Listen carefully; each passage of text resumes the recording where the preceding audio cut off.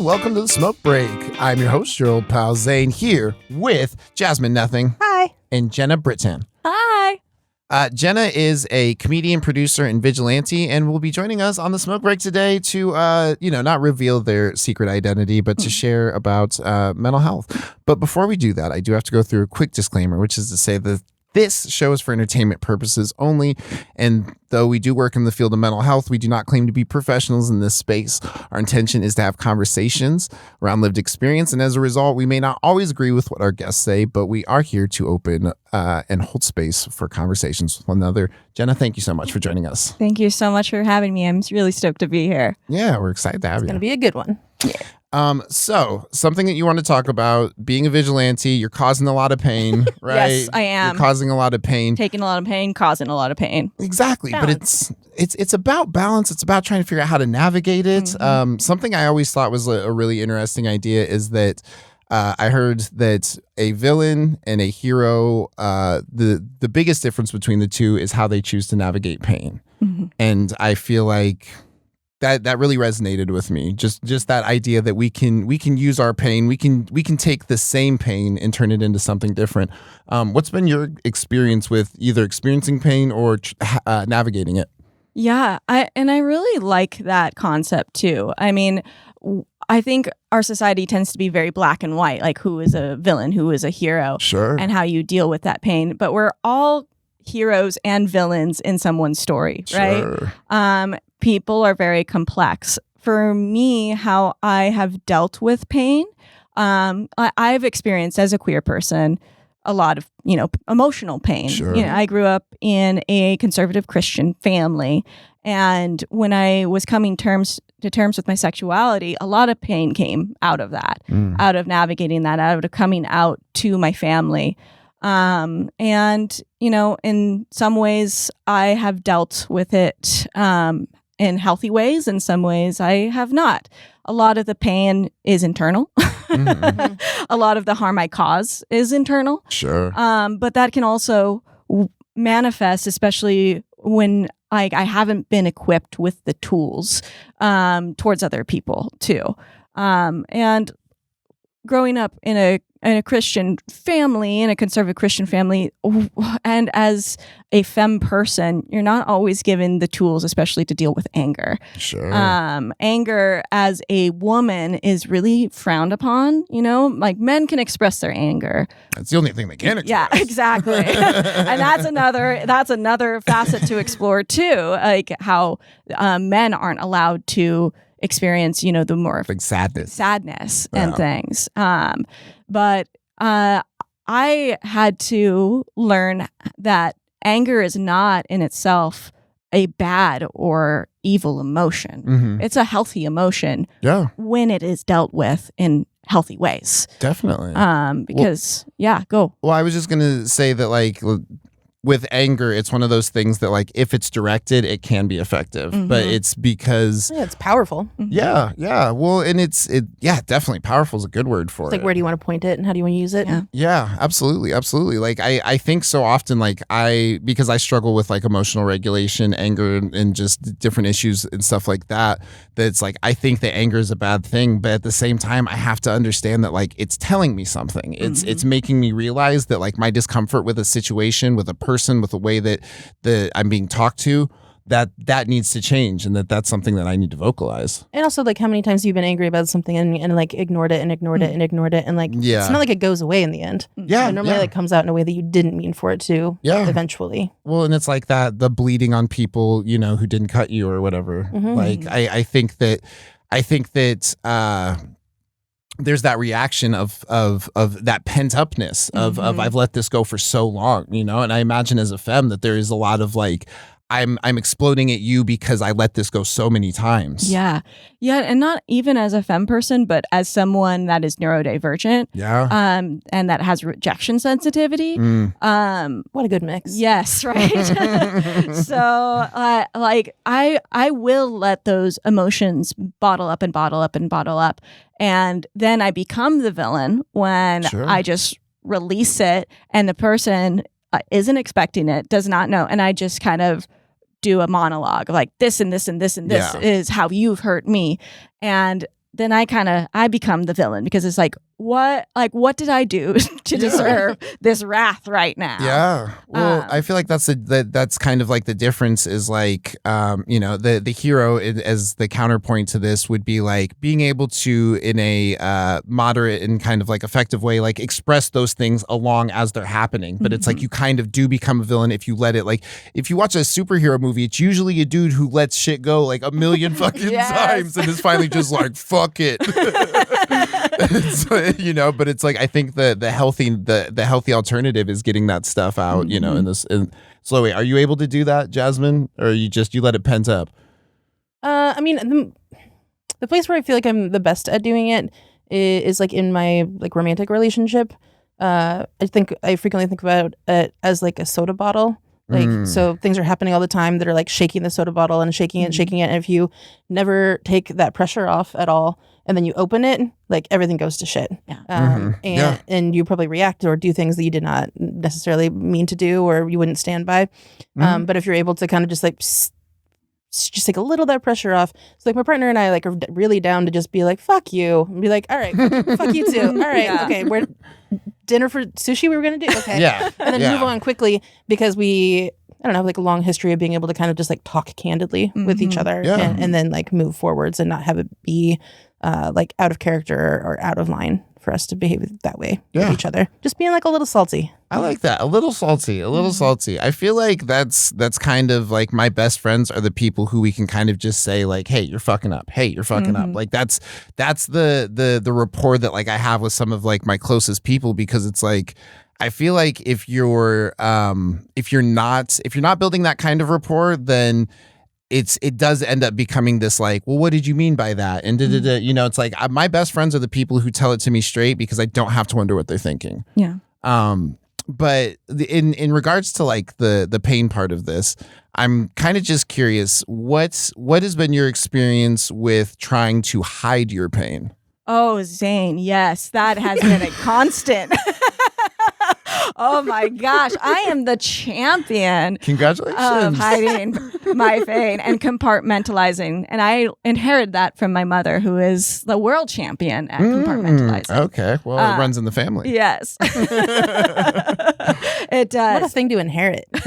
Right? Yeah. Fair. Yeah, it's a loaded gun, so to speak. Yeah. But yeah, my experience has been pretty, again, it kind of ties back to in this conservative Christian culture, as a woman, you're not really supposed to kind of show you're like really upset with anything, upset the status quo. Yeah. So this is something I'm actively working on in therapy, is how to show my pain, how to not people please. And I'm learning what you two already have a more natural grasp of, being able to have that candid conversations with your friends and your family. I am actively learning that, because it's not natural to me. It wasn't what I was taught to do. And my family dynamics don't have sincere conversations with each other. We sweep things under the rug, like both sides of my family. I got like the genetic dynamo.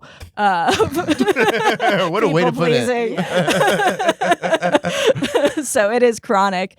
And well, do you think that it comes from a desire to, I don't know, like to hurt less, maybe, of just like, if I don't say this out loud, then there's not a chance of like reopening like that painful part? Absolutely. It's that, and it's easier in the moment not to address it, right? Sure. But then it becomes unhealthy later, because all of these emotions and all of these assumptions start to grow. Resentments because of those. Exactly. Yeah. Like avoiding temporary discomfort. Yep. Because Exactly. it makes sense in the moment, but then later it just catches up. Exactly. What about you, Jasmine? Have you ever hidden a pain ever? Never once. Okay, well, good. I thought you were done. Yeah, that's right. Yeah, all the time. So like I have a shitty spine, so just like physical pain stuff. And like Thursday, I woke up and I was just like, oh, it's broken. Like something bad happened. Like nothing happened. It just decided that my spine was not going to work that day.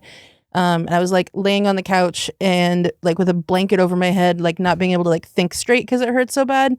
and was like candid with you about it because you were there. But then like I had to go and like be in a work meeting, and as soon as I was like on camera again, I was just like, nope, totally fine. Yeah. It's fine. It's fine. We're gonna take a lot of deep breaths. We're gonna do a lot of like white knuckling and pretending and whatever. And then as soon as the meeting was over, I went back to the couch in my blanket fort. Yeah. And I don't know why it feels like pain just like feels vulnerable. Mm-hmm. And even though like vulnerability is supposed to be like kind of my brand, I avoid, you're supposed to it. get vulnerable and take no shit. Me, yeah, or like guarded and taking lots of shit. Yes, Yeah. kind of. You're not wrong. Well, and we don't really have a culture either that I can accept, that vulnerability and that pain. Like you have to force yourself to go to work, even though your back is just inflamed. And, it's just like, well, our culture is just like, suck it up, keep on going. It glamorizes it. Like Yeah, if we go back to the superhero topic, coolest thing you can do is take a punch and not move, So it's just like, if you're experiencing this extreme pain, then like the coolest thing you could be doing right now is acting like you're not. Yeah. And I'm sorry, I didn't mean to, I don't think you stand or sound like that, but I'll internalize it. Don't worry about it. But I think that I've also like been okay, like I broke my hand, and I've been not wearing the thing I'm supposed to off and on, and people have been asking for help, carrying heavy things, and I'm like, well, they need help.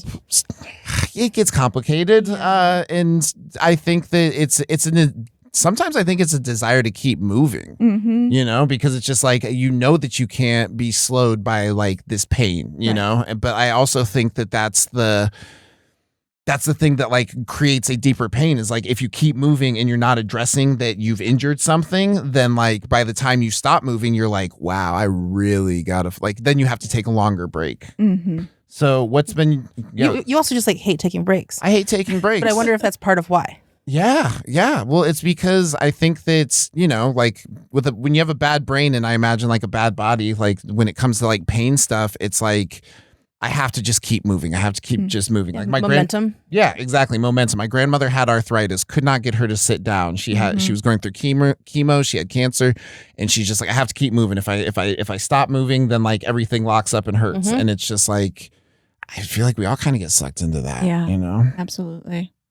But I feel like at the same time though, it's easier to understand that and have compassion for people who are in pain, in the different kinds, and understanding that a lot of it and oftentimes is invisible. Like arthritis, I couldn't see that.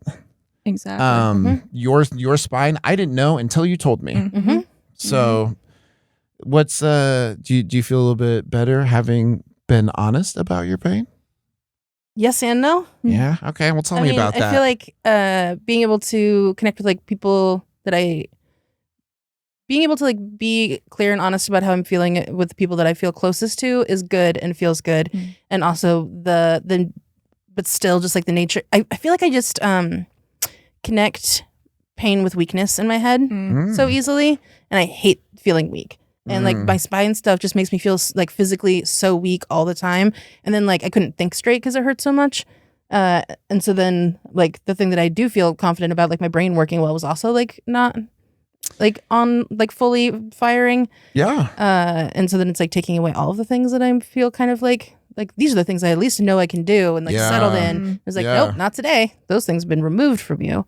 Yeah. And that makes me mad. I think that's the difficult thing about pain is that oftentimes it can take you out of the things that you're so normally able to do. Like if you're able to just stand up, things you almost take for granted. Yeah. And I think that experiencing that pain is often like a reminder of like, okay, well, what do I have to do so that way I can feel the least amount of pain? Like it's harm reduction. Harm reduction, absolutely. Like what can I do to minimize, mitigate? Like how can I make this less? Because, is there going to be zero suffering ever? Probably not. Can there be less? I don't know. Fucking let's work on it. Yeah. Fingers crossed. Fingers crossed. All right, we're going to take a real quick break and we'll be right back with the smoke break. And welcome back to the smoke break. I'm your host, your old pal, Hands, here with Jasmine Nothing. Spine? And Jenna Britann. Shoulders. All Perfect. On this part, we're going to talk about priorities and the importance of having them. Priorities are something that you kind of have to take a stock of everything in your life and be like, okay, what's most important to me? What do I have time for? Mm-hmm. And what do I have energy for? Absolutely. It's a tough and equation. I hate math. So did you guys figure it out yet? Because Absolutely not. No. Okay. No. I mean, I think the math answer is to person. just do everything. Yeah. okay. Exactly. And never sleep and feel a little bit overwhelmed forever. And just let things slowly slide to the back that need to be done now, but you've got other stuff that you want to. There's always something else I could do Absolutely. instead. Yep. Yeah. Well, and that's been That's our the whole section topic. for priorities. So yeah, as long really good recommendations. as long as you do the opposite of all that, I don't know, prioritization. It does seem like a necessary thing, but it also seems like it's difficult because now I'm saying that something is more important than something else. Like how do you decide that? Which always means that you're going to put yourself last. No. If you're putting it in two categories of Yeah. my stuff or somebody else's stuff. Yeah, Exactly. absolutely. Somebody Unless- else's stuff. Unless you're a narcissist, I don't think we've ever used that word on this podcast, honestly. Never really? Maybe when we talked about Jonah Hill on one episode, but other than that, I think, yeah, it's not a buzzword enough. So priorities, how do you prioritize? How do you decide what's most important? Oh boy. Well, again, going back to the neurodivergence, it's hard when you kind of have a disability against prioritizing. Mhm. There you go. So it is a struggle. I'm trying medication. See if Yeah, that works. yeah. So far, not. Is that like a fairly new thing? I've tried it. I've dabbled in the meds over the years, but I'm on Adderall right now, trying that, and I've tried it before, just didn't have an effect. It's not really having an effect now, but I'm on a pretty small dose. So There is we'll a see. college kid somewhere just punching his desk. I Just know. oh, I want that. wasting it. Yeah, I would give it. I know where you can send it. Yeah, for real. I'm gonna write in on this episode. This is the one. This is the one. I did have a cousin at Christmas ask me for Adderall when he knew I was on it. And to be fair, Yeah, he probably does have undiagnosed ADHD. that's the thing. That's the thing about drugs is oftentimes they help with the They're part of your useful. brain Yes. that you're Yes. like, oh yeah, I needed that connection to be made. Yeah. Yeah. So how do you prioritize who gets your Adderall? You're just like, right? Is it rock paper scissors? It's just kind of one of those spin wheels, you know? There you go. Wheel There of you names. go. Yes, absolutely. Sometimes I like coin flips. I will say this though. So there was this one time that I was trying to decide what I wanted to do, and I was like, where are my priorities? And I told my mom I was going to flip a coin, and she said, okay, you can do that, but you already know which way you want it to land. And I was like, Dang, Barb. what the? Yeah, no shit though. Fucking. I didn't know what to do with that other than not flip the coin, and from then on just kind of, because I was doing that for everything. I was like Two-Faced, just fucking. I'm like, I don't know, do I live? Do I die? Fucking, it's God damn it, I live. But that was I don't know. That kind of helped me prioritize as okay, what's the first thing that comes to mind when I think of if I were to lose this, would I feel it? Would I think of it? Would I notice it? Mhm. I think we should bring back the coin flip from when you're ordering off of menus. 100%. I've been wanting to. Okay, so we have a client who was just like, I've added a dynamic of chance to my life, and was walking around with a D20. Oh, nice. So they'd be like, "Can I have a cigarette?" And just roll a die. I'm like, that's so cool. I love that. I'm for sure taking that. That is the coolest. It's what happens if you We get just a need a nat little more 20 or a whimsy. nat 1? a nat 20. Yeah. You get a pack of cigarettes. That's what a nat 20 Yeah. is. It's just a whole pack. But do you steal a pack? Get it for free. You give a The world pack. owes me. Yeah, exactly. I think that would be I don't know. I think that prioritizing is so hard that sometimes it does seem easier to leave it up to chance. I think oftentimes too, it's impossible to know what is, unless it's a time thing, it's hard to know what's the most important, Yeah, I was gonna say, outside of time. all my shit is deadline based. Yeah, I'm it just has to be. ooh, well, tomorrow I have to have a story we're leaving the house at 10:15. Oh, So no. by 10:15 tomorrow morning, I have to have a story written. So that's the priority. Yeah, you do. Mm-hmm. Also you, but part of like, I think with neurodivergence too, like I would always get the question of like, where do you see yourself in 5 years? And I would not know. Like Jail. I just couldn't picture it. Like, because setting goals is hard. And I'm like, I don't know what person I'm going to be in 5 years. Yeah. Like how do I answer that? Things change so dramatically. Yeah, exactly. And I really do hate that question. Yeah. Well, it's asking you to predict the future and like and even look at like everything that you're on track for now and be like, does this line up? It's like it doesn't allow you to live in the moment. It doesn't allow you to say like, I'm here right now and I'll figure out where I'm going when I get there. It's like, where are you headed? And is where you're at right now fucking on track to it? Yeah, exactly. I think a lot about just like for like New Year's resolution stuff, which is stupid, but I normally just think about like what in the new year, like what would you want your life to have more of and less of, which is like pleasantly vague. Yeah. But it kind of just like sets you on like a trajectory. Yeah. Well, I mean, it's easy to like, I think it's easier to add and subtract than it is to like quantify things with like, did I do this complex thing that like I set myself up to almost fail? Yeah, that was what I was going to say. It's like way harder to fail then. Yeah. Did I add? Yes. Did I subtract? Yes. Fucking good year. Yep. Exactly. I think a lesson I am learning about prioritization though is myself, which is really hard. And like I had to be on a brink of a mental crisis to finally do it. Sure. And like just the worst burnout that I've ever experienced in my life. As this last year has been extremely challenging for me. I've never been like, I've been in similar mental spaces, but not as bad of a mental space as I was in the last year. Sure. And I feel like the universe is teaching me like that you do need to prioritize self before you can, give to others, because if you have nothing left to give, you're not going to be able to prioritize them either. Yeah. And I've been getting the message a lot. And then when one of my shows, Be Gay, Do Crime, a comic, Rochelle Cody, presented on Andre Lorde, who is big on like, if you're going to resist oppressive systems, you have to rest.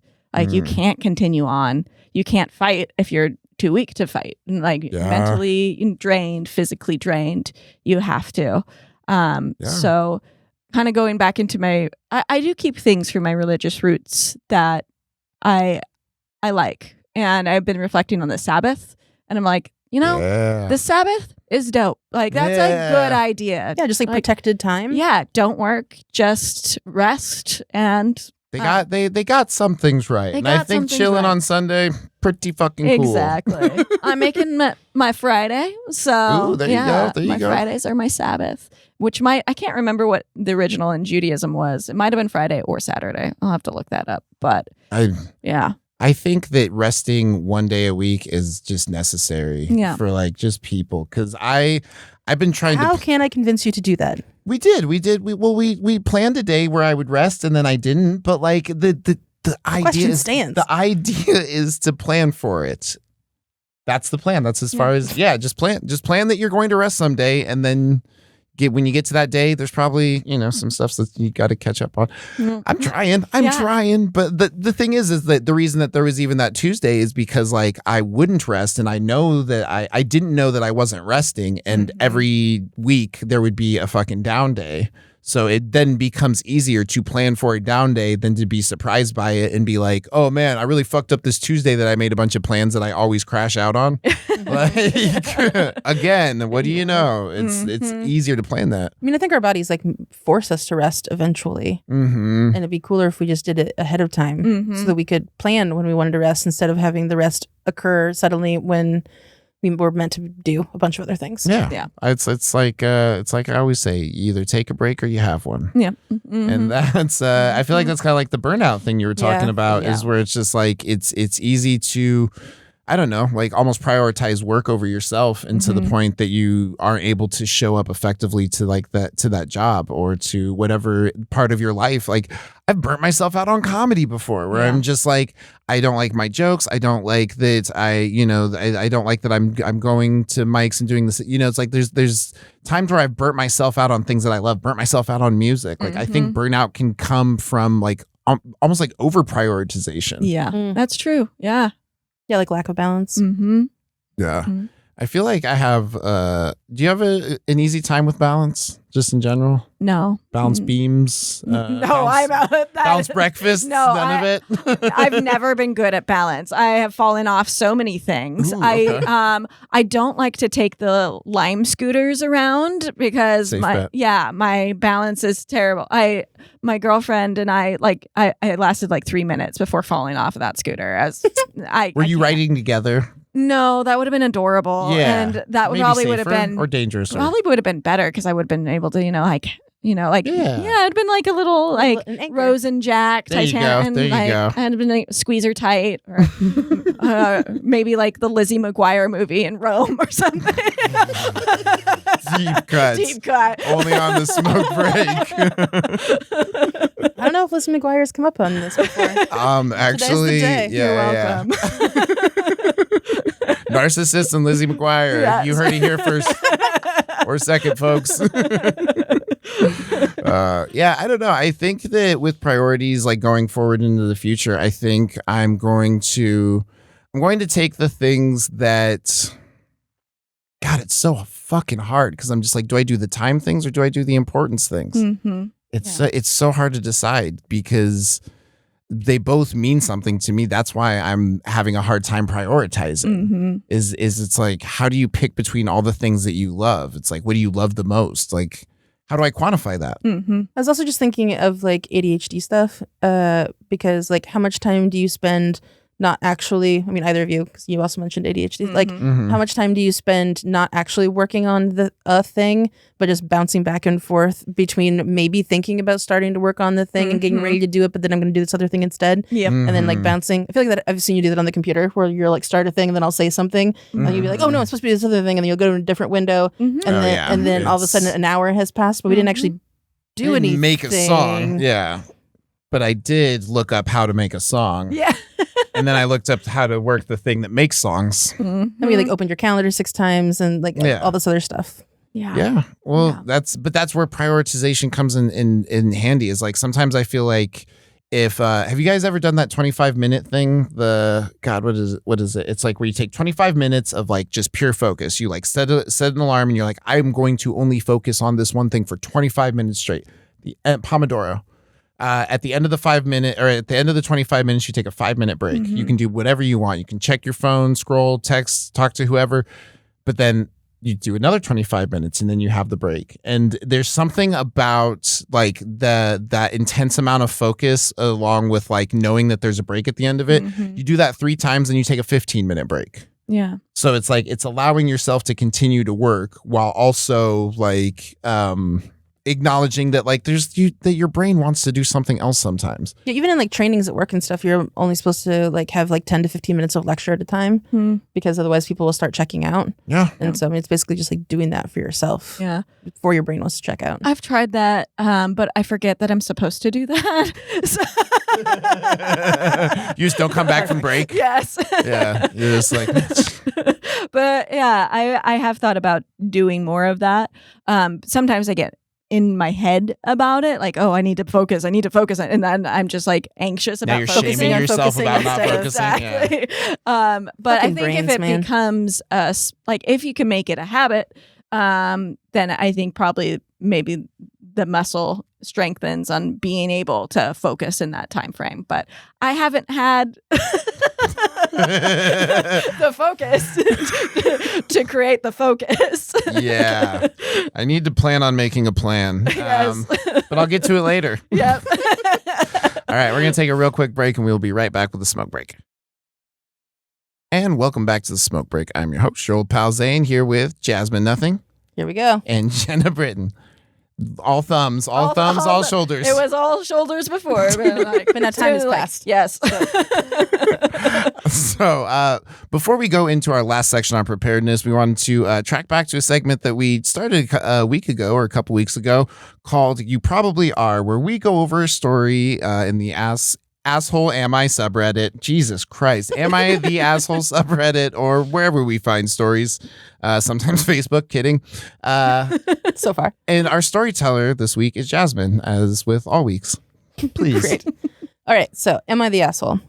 So this is a 33-year-old female who works in a very small, technical, specific, male-dominated field. I'm not going to give more information because I think you could easily find my identity if I did. But it is a subcategory of law. I will say that. So they graduated 9 years ago, and am now a lawyer as well as a researcher. So I published some work here and there, but nothing too major, and no one outside of that field knows my work. Yesterday, I went to a bar with a couple of friends who introduced me to one of their friends who works in the same field.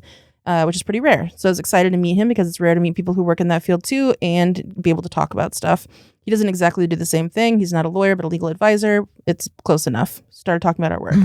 At one point, we were discussing a point on which we had different opinions, so I explained mine to him, and he replied by saying that my opinion was based on nothing, while his was based on the work of a professional. You guessed it. It was me.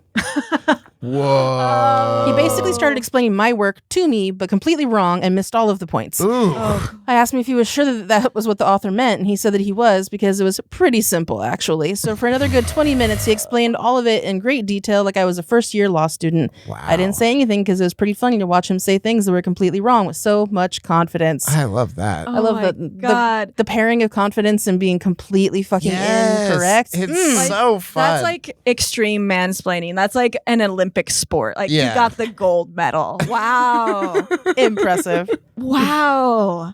Oh my gosh. After the topic changed and the night went on, but at the end of the night, right before leaving, I decided to tell him that I was actually the person that wrote the work he had quoted and that he hadn't really understood it at all. He reacted very badly and got extremely angry at me and told me that I had manipulated him specifically to humiliate him. He yelled at me for not saying it was my work at the beginning. I simply replied that he had embarrassed himself and left. I woke up in the morning to text from a friend saying I was wrong for causing drama and tension and that I could have been nicer to their friend.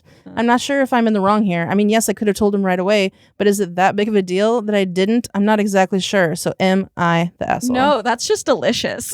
Yeah. Yeah. No, he got his just desserts and she should be eating that. Like, Yeah. And those are, friends, like, no. If your Well, friends what's don't wrong with let friends mansplain, Yeah. you know what I mean? That's Is that a sticker? yeah. It's, we'll make one. We'll make one. Check the site. We need to Yeah. make one of those too. Yeah, I think you're allowed to if somebody is going to believe wrong about you and then you're going to correct it, then their problem is what they believed about you, not that you corrected them. Exactly. Yeah. Exactly. So Yeah. I just don't like being embarrassed. Yeah, exactly. Yeah. And I don't think her friends had her back at all. Like, no. find 'Cause- better friends, damn it. Yeah. Yeah. Yeah, that's our advice. Find better friends. Yeah, find better friends. Your friends are assholes. That's who's an asshole in this story. Your fucking friends. Everyone in this story is an asshole except the person writing this. Right. Actually, Absolutely. but I do like the fact that the title just says, "Not telling a man that the research he was mansplaining to me was my own." Yep. Yo, that's Wow. chef's kiss. Yeah. Mhm. So preparedness. This man could have benefited from doing some research and making sure he knew what he was talking about and who he was talking to. Before you But quote an instead- author, know the author's name, I guess. I'm going to talk about preparedness because I prepared so well for this. I think that every time that I do prepare, I'm very much reminded why I should prepare. I think that there's a certain amount of like going into a situation and knowing what you're going to do and how you're going to do it that like makes that situation just so much easier. I think that the improving things is super fun, and when you pull it off, fucking badass, you know. But like it is also, I don't know. I riffed. You were there. I did improv, and I didn't. I wish I would have been more prepared. And there's times that I've been over prepared and wish I would have improved more. So where's the balance? Where's the balance? Who knows? Please tell me. I need it. Yeah, I mean, I was just thinking, like, I feel like I frequently am like the opposite direction, where I'm like, what if I prepare really well? I'll prepare everything. I'll think of every possibility. I will plan for every, like, plan B, plan C, plan D. Like, I will be like, if this happens, I have this backup plan. I know exactly what to do, which actually makes things like not that fun, because it's just like me like anxiety spiraling on every bad thing that could possibly happen. Yeah. Which is really easy for me to do. And so, like, even for like show stuff, like, yeah, I want to be like prepared, but also like it's also fun to just kind of walk in and be like, I don't know. Mhm. Like, Yeah. what if I don't try and control the outcome of every single thing around me, and just like roll with it? Well, and I think that like preparedness when it becomes an expectation is kind of like where it becomes problematic, is that it's just like if your preparations are like everything's going to happen like this, that is an expectation. I think the best kind of preparedness is like, if this were to happen, what do I do? Mhm. You know? Yeah. Yeah. As far as comedy goes, my girlfriend tells me that I'm at my best if either I am completely memorized and prepared or completely off the cuff. So like whenever I'm in kind of that middle space, I'm like, I might not be at my best. So Sure. I think it's an interesting. Is that why you stood up on that bar? When you're just like, we're just here. We're just doing it. Yeah. Yeah, that was great. Exactly. That was great. And I think that goes like, you can prepare the perfect set, but your environment can fuck it up, right? Yeah, exactly. Like there's a rowdy crowd and like some people are paying attention, some people are not. And you're like, you know what?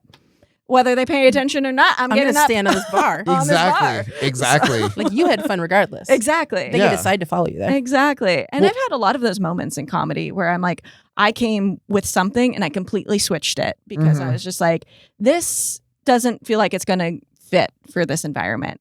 So let's just have fun. Like when I come to a venue and there's like 2 people, like I think it was at my father's place, and it's like those booths and Like stuff. sporadically. And I was just like, well, I'm just going to talk to this couple in this booth right here. Yeah.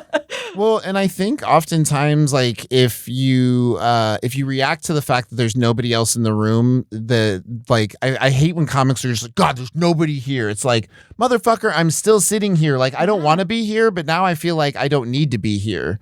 You know what I mean? Like if there's only 2 people in here, good, then give them a fucking show. Exactly. Sounds like you can really just zero in on their humor. Like, what an opportunity. I don't know. It's always interesting how you can, I don't know, like we were saying, was just like preparing for the idea of like, oh, there's going to be people here. This is going to be full. And like my jokes are going to last this long because the laughter is this, you can have this idea of it. But I think being flexible and being like, there's 2 people here. I've already told these jokes. These people have already heard my jokes. What if we just found out what's up with these 2 fuckers? Yeah, like not being like so married to the plan. Yeah, exactly. Because I feel like that's where like a lot of the heartbreak happens, is because you're just like, I thought I was going to go to this show. I was going to get up early. It was going to, everything was going to go like this. And I think where I benefit most is saying like, okay, so if I go to the show and there's nobody there, I want to do this. If I go there and there's people there, then I want to do this. And you almost have to just accept like that there are multiple possibilities. Yeah, absolutely. And that you can't think of every, solution to that either. You can really try. Yeah. And then not be able to do it still. Yeah. And that's super fulfilling, right? Yeah, I would recommend everybody do it that way. It's turning out really great for me. Yeah, absolutely. What do you do to prepare? It depends. Well, first of all, I am kind of an over preparer in a lot of ways, like in how I run my shows. Like I often go with the mindset is like, I'd rather give too much information than too little. And it kind of stems from a place of like wanting to make sure I'm understood. So sometimes it's a little overboard. Sure. And the comics probably think that too. But I got told that once about my like preamble, like that I had emailed out to everybody. They were like, I'm not reading this. Yes. Yeah. If there's something you want me to know, like tell me, but like I'm not gonna read this. Right. Like, Exactly. Okay. Yeah. And then later those people are always like, so what about this? I'm like, well, it was in the Yep. Exactly. It's fine. That's the life. That's the life. But I mean, I understand it too, because on the opposite end, I don't always read all the information either, and I'll miss details. To prepare, and I used to, especially early on, really prepare hard, like every word like of my set, and practice it multiple times. And now I'm a little less stringent on how I go about things. And part of it has been breaking down my imposter syndrome and being like, I can't, it doesn't have to be perfect. I'm just going to say it, and I might stumble over my words, I might mess up, and it's okay, because then I might say something differently too that goes better. Like discover something. Yeah, exactly. Yeah. Exactly. So I think I'm finding more beauty in the ambiguity of performing and being a little half-baked. Yeah. And then I will prepare more for like the, bigger showcases. Absolutely. I think there's a certain amount of preparedness that does need to go into certain things, but I think like a certain amount of ambiguity and improvisation is the thing that allows you to like write on stage. Because I feel like when I have this idea of like, I'm going to say this and my set's going to go like this, the second that I forget a joke, well, I thought it was going to go like this. Like that's either an opportunity to prepare or be like, well, or panic. there's technically space for a joke here. Maybe I can think of something that I haven't tried. I'm just full of really bad advice. Listen, I think everybody is, but we don't disguise it as good advice. I don't know. I think that with preparation, I've over prepared, I've under prepared. Like with music and stuff like that, I will. I'll be like, I've done this before. I know how to rap. I wrote the song. You know what I mean? I know the words to this fucking song. I don't need to like practice 5 days before. And then like I go to do the show and I'm just like out of breath. I forget the words. I have to start freestyling. I stop mid-song. Yeah. All sorts of bad stuff. But I think that, it's easy to become overconfident. It's easy to not believe in yourself enough to like try and experiment. And it's easy to do whatever the opposite of that is. Yeah.